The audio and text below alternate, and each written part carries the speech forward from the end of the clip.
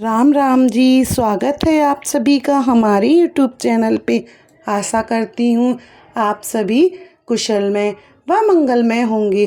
भक्तजनों, आज हम आपको सावन के सोमवार की पौराणिक व सच्ची कथा सुनाने जा रहे हैं। भक्तों, भगवान जी की कथाओं को सदैव पूर्ण ही सुनना चाहिए, क्योंकि कथा को पूर्ण सुनने से ही उसका पूर्ण फल प्राप्त होता है। और यदि हमारे हृदय में कोई इच्छा है, कोई मनोकामना है, तो उसे अपने हृदय में रखकर कथाओं का श्रवण करना चाहिए, क्योंकि सिर्फ कथा सच्चे दिल से सुनने से ही ईश्वर हमारी सभी मनोकामनाओं को, सभी इच्छाओं को पूर्ण कर देते हैं। इसीलिए भगवान जी की कथाओं को सदैव पूरा ही सुनना चाहिए। भक्तों, सावन के सोमवार की कथा इस प्रकार है। एक बहुत धनवान साहूकार था, जिसके घर धन धान आदि किसी प्रकार की कोई कमी नहीं थी, परंतु उसको एक ही दुख था, उसके घर कोई पुत्र नहीं था। वह इसी चिंता में रात दिन रहता था।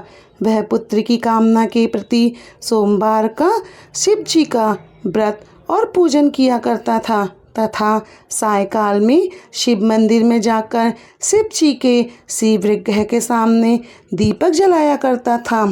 उसके इस भक्ति भाव को देखकर एक समय श्री पार्वती जी ने शिव जी महाराज से कहा कि महाराज, यह साहूकार आपका अनन्य भक्त है और सदैव आपका व्रत और पूजन बड़ी श्रद्धा से करता है।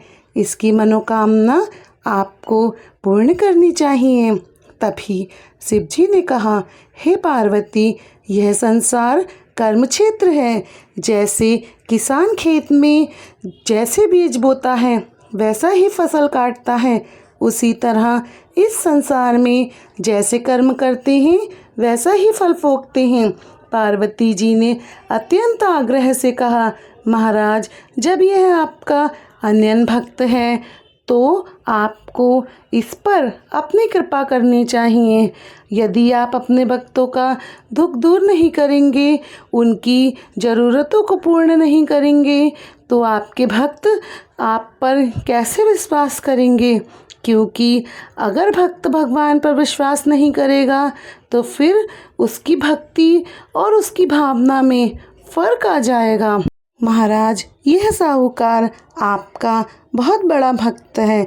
इसको अगर किसी प्रकार का दुख है तो आपको अवश्य ही दूर करना चाहिए, क्योंकि आप सदैव अपने भक्तों पर दयालु होते हैं और उनके दुखों को दूर करते हैं। यदि आप ऐसा नहीं करेंगे तो मनुष्य आपकी सेवा तथा व्रत क्यों करेंगे? पार्वती जी का ऐसा आग्रह देखकर शिव जी महाराज कहने लगे, हे पार्वती, इसके कोई पुत्र नहीं है। इसी चिंता में यह अति दुखी रहता है। इसके भाग्य में पुत्र ना होने पर भी मैं यदि इसको पुत्र का वरदान भी दे दूं तो वह पुत्र केवल 12 वर्षों तक ही जीवित रहेगा। उसके पश्चात वह मृत्यु को प्राप्त हो जाएगा। इससे अधिक मैं और कुछ इसके लिए नहीं कर सकता। माता पार्वती और शिव जी की बातें सब साहूकार सुन रहा था। इससे उसको ना तो कुछ प्रसन्नता हुई और ना ही कुछ दुख हुआ। वह पहले जैसे शिव जी महाराज का व्रत और पूजन करता था, उसी तरह से वह अब भी शिव जी महाराज का पूजन और व्रत करता रहा। कुछ काल व्यतीत हो जाने पर साहूकार की स्त्री गर्भवती हुई और 10वें महीने में उसके गर्भ से एक अति सुंदर पुत्र की प्राप्ति हुई। साहूकार के घर में बहुत सी खुशियां मनाई गईं, परंतु साहूकार ने उसकी केवल 12 वर्ष की आयु जानकर कोई अधिक प्रसन्नता प्रकट नहीं की और ना ही किसी को भेद बताया। जब वह बालक 11 वर्ष का हो गया तो उस बालक की माता ने उसके पिता यानी साहूकार से बालक के विवाह के लिए कहा, तो साहूकार कहने लगा कि अभी मैं इसका विवाह नहीं करूँगा, अपने पुत्र को काशी पढ़ने के लिए भेजूँगा।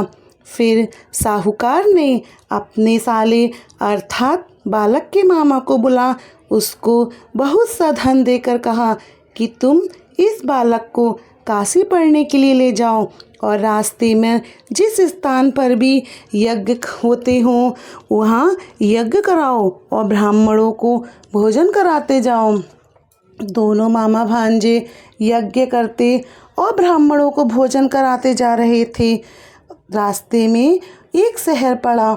उस शहर में राजा की कन्या का विवाह था और दूसरे राजा का लड़का जो विवाह कराने के लिए बारात लेकर आया था वह केवल एक आंख से काना था।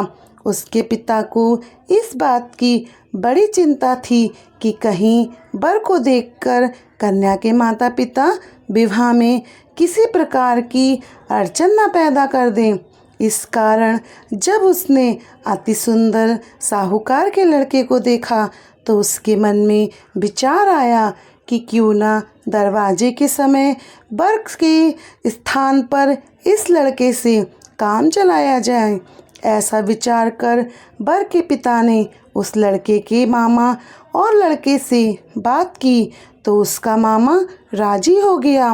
फिर उस लड़के को वर के कपड़े पहना तथा घोड़ी पर चढ़ा दरवाजे पर ले गए और सभी कार्य प्रसन्नता पूर्वक हो गए। फिर वर के पिता ने सोचा कि यदि विवाह का कार्य भी इस लड़के के साथ करा लिया जाए तो क्या बुराई है। ऐसा विचार कर लड़के और उसके मामा से कहा कि यदि आप फेरों और कन्यादान के कामों को भी करा दें तो आपकी बहुत मेहरबानी होगी। मैं इसके बदले में आपको बहुत सारा धन दूंगा। तो उन्होंने स्वीकार कर लिया और विवाह का कार्य भी बहुत अच्छी तरह संपन्न हो गया। परंतु जिस समय लड़का जाने लगा तो उसने लड़की की चुनरी पर पल्ले पर लिख दिया कि तेरा विवाह तो मेरे साथ हुआ है, परंतु जिस राजकुमार के साथ तुमको भेजेंगे वह एक आँख से काना है। मैं काशी जी पढ़ने जा रहा हूँ। लड़के के जाने के पश्चात उस लड़की ने जब अपनी चुन्नी पर ऐसा लिखा हुआ पाया तो उसने राजकुमार के साथ जाने से मना कर दिया और कहा यह मेरा पति नहीं है, मेरा विवाह इसके साथ नहीं हुआ है। मेरा विवाह जिनके साथ हुआ है वे तो काशी जी पढ़ने गए हैं। राजकुमारी के माता पिता ने अपनी कन्या को विदा नहीं किया और बारात वापस चली गई। दूसरी तरफ साहूकार का लड़का और उसके मामा काशी जी पहुंच गए। वहां जाकर उन्होंने यज्ञ कराना और लड़के ने पढ़ना शुरू कर दिया। जब लड़के की आयु 12 साल की हो गई उस दिन उन्होंने यज्ञ रचा रखा था। लड़के के मामा ने अपने मामा से कहा, मामा जी आज मेरी तबीयत कुछ ठीक नहीं लग रही है। मामा ने कहा, बेटा अंदर जाकर सो जाओ। लड़का अंदर जाकर सो गया और थोड़ी देर में उसके प्राण निकल गए। जब उसके मामा ने घर के अंदर आकर देखा तो उसका भांजा यानी वह लड़का मुर्दा पड़ा है तो उसको बहुत दुख हुआ। उसने सोचा कि यदि मैं अगर अभी रोना पीटना शुरू कर दूंगा तो यज्ञ का कार्य अधूरा रह जाएगा। अतः लड़के के मामा ने जल्दी से यज्ञ का कार्य समाप्त कर ब्राह्मणों के जाने के बाद रोना पीटना आरंभ कर दिया। संयोगवश उसी समय शिव पार्वती जी उधर से जा रहे थे। जब उन्होंने जोर जोर से रोने की आवाज़ सुनी तो पार्वती जी कहने लगीं, महाराज कोई दुखिया रो रहा है, इसके कष्ट को दूर कीजिए। जब शिव पार्वती ने पास जाकर देखा तो वह वही लड़का था जिसको शिव जी ने वरदान दिया था। लड़का मुर्दा पड़ा था। पार्वती जी कहने लगी, महाराज यह तो उसी सेठ का लड़का है जो आपके वरदान से हुआ था। तभी शिव जी कहने लगे, हे पार्वती इसकी आयु इतनी ही थी सो ये भोग चुका। तब पार्वती जी ने कहा, हे महाराज, इस बालक को और आयु दे दो, नहीं तो इसके माता पिता तड़प तड़प कर मर जाएंगे। पार्वती जी की बार बार आग्रह करने पर शिव जी ने उसको जीवन दान दिया और शिव जी महाराज की कृपा से लड़का जीवित हो गया। शिव पार्वती कैलाश पर चले गए। तब वह लड़का और उसके मामा उसी प्रकार यज्ञ करते तथा ब्राह्मणों को भोजन कराते अपने घर की ओर चल पड़े। रास्ते में उसी शहर में आए जहाँ उसका विवाह उस राजकुमारी से हुआ था। वहाँ पर आकर उन्होंने यज्ञ आरंभ कर दिया तो उस लड़के के ससुर ने उसको पहचान लिया और अपने महल में ले जाकर बड़ी खातिर के साथ बहुत सारे दास दासियों सहित आदरपूर्वक लड़की और जमाई को विदा किया। जब वह अपने शहर के निकट आए तो मामा ने कहा, पहले मैं तुम्हारे घर जाकर खबर कराता हूँ। जब उस लड़के के मामा उसके घर पहुँचे तो लड़के के माता पिता घर की छत पर बैठे हुए थे। लड़के के माता पिता ने यह प्रण कर रखा था कि यदि हमारा पुत्र सकुशल लौट आया तो हम राजी खुशी नीचे आ जाएंगे, नहीं तो छत से गिरकर अपने प्राण त्याग देंगे। इतने में उस लड़के के मामा ने आकर यह समाचार दिया कि आपका पुत्र आ गया है। उनको विश्वास नहीं हुआ।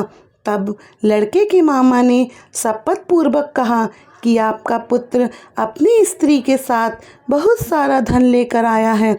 तो सेठ ने आनंद के साथ उसका स्वागत किया और बड़ी प्रसन्नता के साथ रहने लगे। इसी प्रकार से जो कोई भी सोमवार के व्रत को धारण करता है, इस कथा को सुनता है और पढ़ता है, उसकी समस्त मनोकामनाएं पूर्ण होती हैं। ओम नमः शिवाय। भक्तजनों, यह थी सावन के सोमवार की व्रत कथा। भक्तों, कथा कहने में कोई भूल चूक हुई हो तो उसकी क्षमा।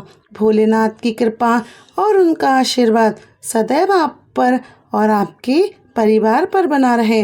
भक्तों, इस कथा को अपने परिवारजन और मित्रजनों में ज़रूर शेयर करें, जिससे वह भी इस कथा का पूर्ण फल प्राप्त कर सके। भक्तों, कथा अच्छी लगी हो तो कमेंट बॉक्स में जय श्री राम ज़रूर लिखें, क्योंकि राम का नाम सारे बंधनों को टारता है। राम के नाम से बड़ा सा बड़ा दुख दूर हो जाता है। हमारे जीवन में अंधकार दूर होता है और प्रकाश ही प्रकाश आता है। इसीलिए हमें सदैव राम का नाम लेते रहना चाहिए। भक्तों, कथा अच्छी लगी हो तो हमारे चैनल को सब्सक्राइब करें, वीडियो को लाइक और शेयर करें और बेल आइकन बटन को दबा दें, जिससे कि हमारी आने वाली सभी वीडियो की नोटिफिकेशन आप तक पहुंच जाए। आपका और हमारा रिश्ता यूं ही बना रहे। आप सभी को हमारी राम राम जी।